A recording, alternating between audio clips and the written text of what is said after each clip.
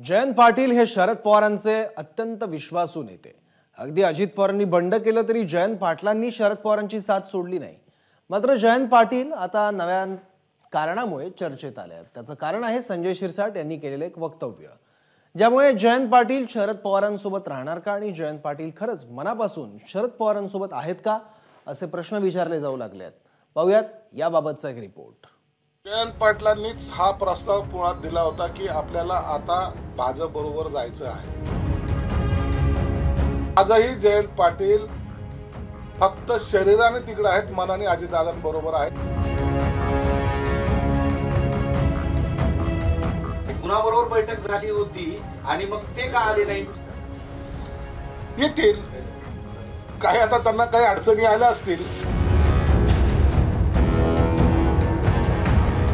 अफवा किंवा बातम्या पसरवून काही उपयोग नाही। त्यांना जायचं होते ते डरपोक लोक, बेईमान लोक निघून गेले। माझं मन कुठं आहे हे त्यांना कळण्याचा प्रश्न उद्भवत नाही। हे अशीच बाकीत आहेत सगळी। हे 100% खरं होतं। मी अनेक, जर त्यांना आवश्यक वाटत असेल तर मी अनेक पुरावे त्याचे सुद्धा द्यायला तयार आहे। प्रेमात पडलेल्या जोडप्यांना एकमेकांच्या मनाची भाषा ओळखता येते, वाचता येते असं म्हटलं जातं। पण राजकारणात एकमेकांच्या विरोधात असलेल्या नेत्यांनाही ही कला अवगत आहे असं म्हटलं तर वावगं ठरणार नाही। आणि त्याला कारण आहे संजय शिरसाटांचं एक विधान। जयंत पाटलांनीच हा प्रस्ताव पुण्यात दिला होता की आपल्याला आता भाजप बरोबर जायचं आहे। त्यासाठी झालेल्या बैठकीमध्ये ही सर्व चर्चा झाली होती। शरद पवार साहेबांना सांगू, हे सर्व बैठकीमध्ये त्यांचं ठरलं होतं। आजही जयंत पाटील फक्त शरीराने तिकडे आहेत, मनाने अजितदादांबरोबर आहेत असं माझं मत आहे। राहिला विस्तारचा प्रश्न ना, आमची जी माहिती की ते येणार होते म्हणून विस्तार थांबला होता। कुणाबरोबर बैठक झाली होती आणि मग ते का आले नाही? येतील, काही आता त्यांना काही अडचणी आल्या असतील। जयंत पाटलांच्या मनात काय घोळतंय हे शिरसाटांनी बोलून दाखवलं आणि पाटलांनी थेट हवाच काढली। ते शिरसाटांना विचारा, मला त्यांनी कधी माझं त्यांचं भाष्यही नाही किंवा ते माझ्याशी गप्पा मारल्या, चर्चा केली असंही नाही। त्यामुळे माझं मन कुठं आहे हे त्यांना कळण्याचा प्रश्न उद्भवत नाही। लोक आपल्याबद्दल वेगळ्या गोष्टी बोलतच असतात, त्याकडे सगळ्यांनाच उत्तरं दिली पाहिजेत आणि सगळ्यांच्या बाबतीत स्पष्टीकरणं देत हिंडत बसणं दुसरी काही कामं आहेत की नाही आपल्याला।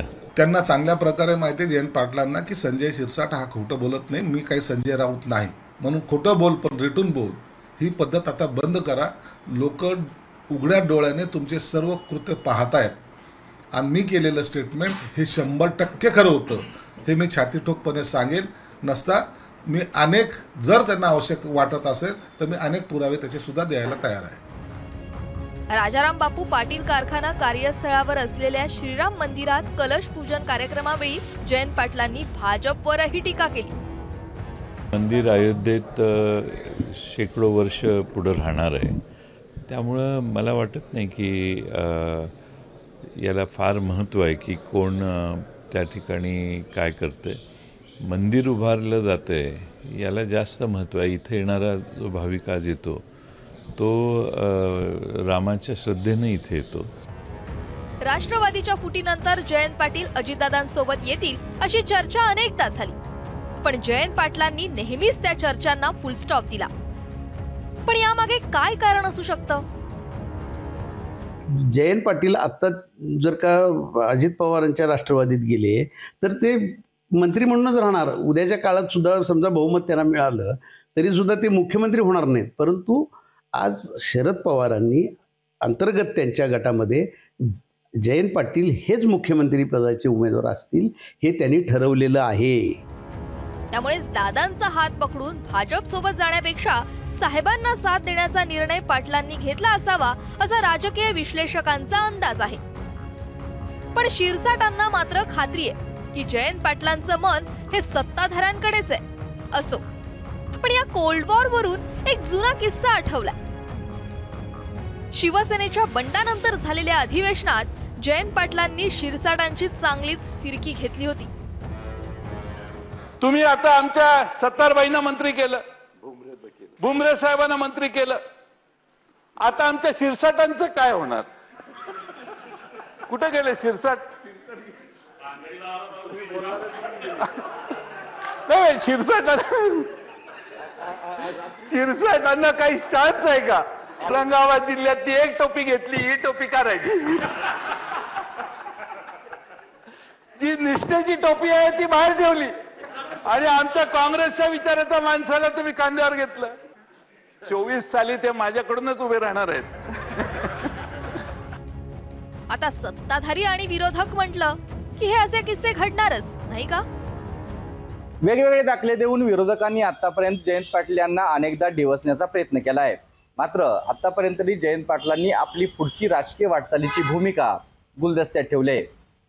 आता शरद पवारांना या वयामध्ये सोडून दुसऱ्या पक्षात जाणं हे कितपत योग्य आहे आणि या निर्णयानंतर आपली इमेज कशी बनेल याची देखील जयंत पाटील सातत्याने चिंता करत असल्याचं सूत्रांचं म्हणणं आहे. त्यामुळे अजित पवारांप्रमाणे जयंत पाटील लगेचच अशा पद्धतीची राजकीय भूमिका घेऊन अन्य कुठल्या पक्षात जातील असं सध्या तरी चित्र नाही आहे. मात्र येणारा पुढचा काळ बऱ्याच गोष्टी काही सांगून जाणार आहे. कॅमेरा पर्सन योगेश सोबत कुलदीप माने, एबीपी माझा, सांगली. एबीपी माझा, उघडा डोळे बघा नीट.